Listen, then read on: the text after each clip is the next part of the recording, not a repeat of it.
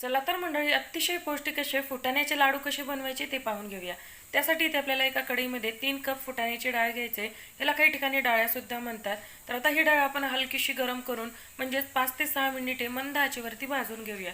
ही डाळ अगोदरच भाजलेली असते, त्यामुळे खूप जास्त भाजायची गरज नाही। तर इथे आपली डाळ भाजून झाली, थंड करून घेऊया। तोपर्यंत एका मिक्सरच्या भांड्यामध्ये ज्या कपाने डाळ घेतली त्याच कपाने 1 कप साखर घ्यायची आहे आणि 5 ते 6 वेलचीचे दाणे घालून छान असं मिक्सरला अगदी फाईन पावडर तयार करून घ्यायचे।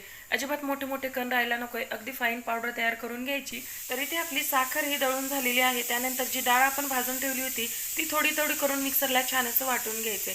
तर 2 स्टेपमध्ये इथे मी डाळ वाटून घेतली आणि तिसऱ्या स्टेपमध्ये इथे मी अर्धा कप बदाम घालणार आहे। बदाम घालणं इथे पूर्णपणे ऑप्शनल आहे, पण आणखीनच जास्त पौष्टिक लाडू बनवून तयार होतात। त्यासाठी यामध्ये मी बदाम ॲड केलेले आहेत। तुम्ही बदामाऐवजी काजू किंवा कुठलेही ड्रायफ्रुट्स ॲड करू शकता। तर इथे मी ही बॅच सुद्धा छान अशी दळून घेतलेली आहे। तर इथे आपली संपूर्ण फुटाण्याची डाळ दळून झालेली आहे। संपूर्ण साहित्य छान असं एकजीव करून घेऊया। तर इथे मी संपूर्ण साहित्य छान असं एकजीव करून घेतलं आणि आता हे लाडू खाताना टाळूला चिटकू नये, अगदी छान अशी जिभेवर विरघळणारे तयार व्हावे म्हणून यामध्ये एक खास इन्ग्रेडियंट्स घालायचं आहे, तो म्हणजे रवा। तर इथे आपल्याला एका कढईमध्ये एक मोठा चमचा तूप गरम करायचा आणि त्यामध्ये अर्धा कप बारीक रवा छान असा खमंग वास येईपर्यंत भाजून घ्यायचे आणि भाजलेला रवा आपल्याला या मिश्रणामध्ये ॲड करून घ्यायचे।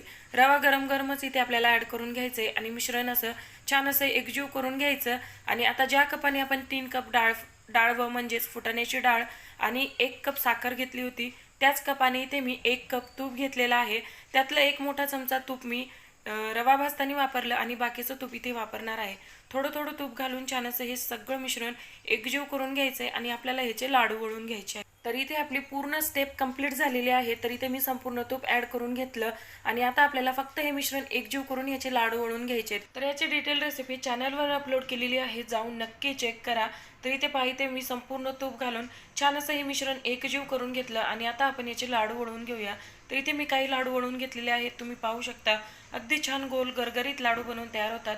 तुम्हाला जर सारखा थकवा जाणवत असेल, कमजोरी जाणवत असेल, हाडांच्या मजबूतीसाठी अगदी रामबाण असे हे लाडू आहेत। रोज एक लाडू खा आणि मस्त धुष्टपुष्ट राहा। तर नक्की ट्राय करा आणि कशी वाटली रेसिपी कमेंटमध्ये नक्की सांगा। रेसिपी आवडली तर रेसिपीला लाईक, शेअर आणि सबस्क्राईब नक्की करा आणि हो, इंस्टाग्रामला सुद्धा फॉलो करा।